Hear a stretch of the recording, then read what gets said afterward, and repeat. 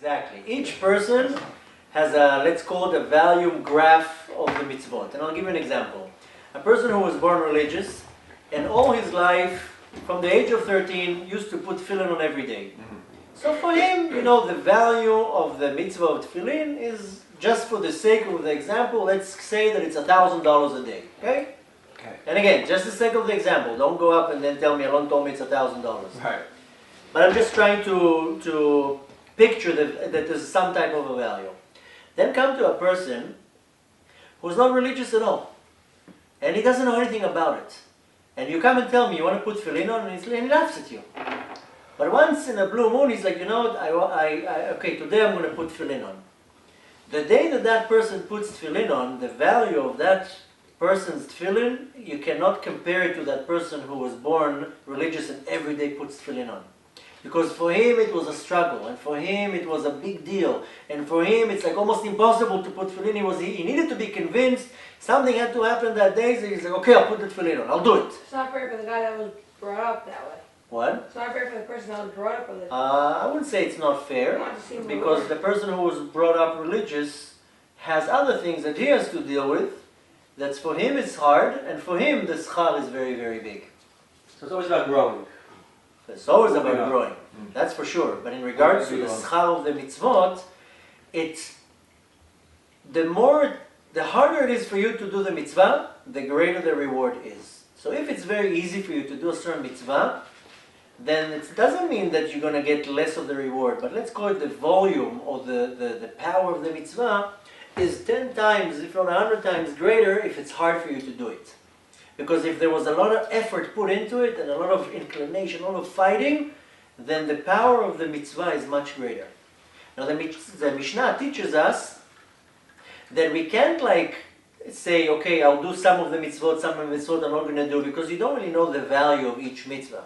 So I can't give you a price list and tell you, this is the best, this is the not so much, this is because the mitzvah literally tells you that you have to look at the mitzvah all as equal. I can tell you in general that how I saw it, that the greatest mitzvah in Shamayim is when you do Zikui Harabim. When you go out and you get another person closer to Hashem.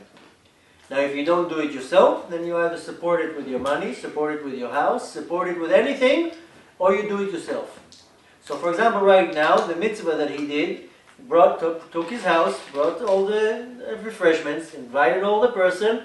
If one person decided to do a mitzvah tonight, the reward the Balabait gets, you can't even imagine it. This is the biggest mitzvah in Shamayim, is to do Zikui Harabim. There's a famous story that the great son of Rashi was a very big tzaddik. He was at the time of the Baal Shem Tov, and the Baal Shem Tov said on him, he's the tzaddik of the generation. One time, Rashi came to him in his dream. Came to the Baal Shem Tov? No, to his great-great-grandson. And he told him, what is your son doing down there in this world? Because he's shaking the heavens. What's going on down there? So he told him, you know, my son, you know what a tzaddik is? Whew. You know how much he studies Torah every day? He studies all day long Torah. And he's not studying just reading the book. The level that he studies is unbelievable. So Rashi tells him, no, we have a lot of these up there. It's not that. So he tells him, okay, so you know what a Baal Chesed it is? Oh, he has a lot of money, he gives it all, he supports villages of poor people, he supports yeshivas. So Rashi tells him, no, we have a lot of them up there. That's not that. So he goes after one mitzvah, and another mitzvah, and he tells him, that's not what he's doing, that's shaking the heavens. And at the end, Rashi told him, you know what he's doing down there that is shaking the heavens? V'rabim hishiv me'avon. Many he took away from sin.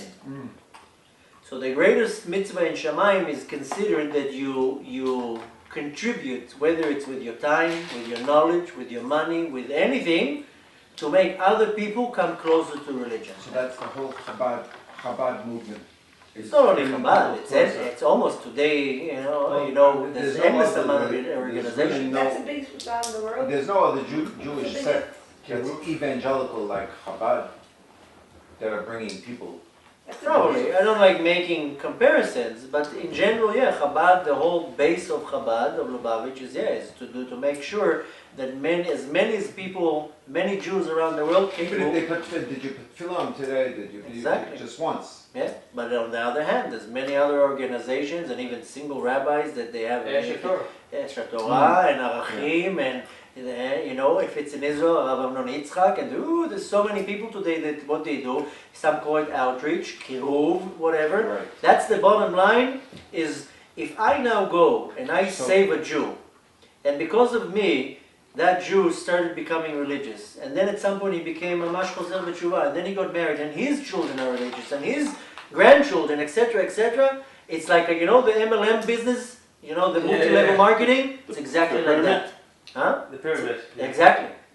All right. That I get the reward, that I get a percentage of all the mitzvot of everybody.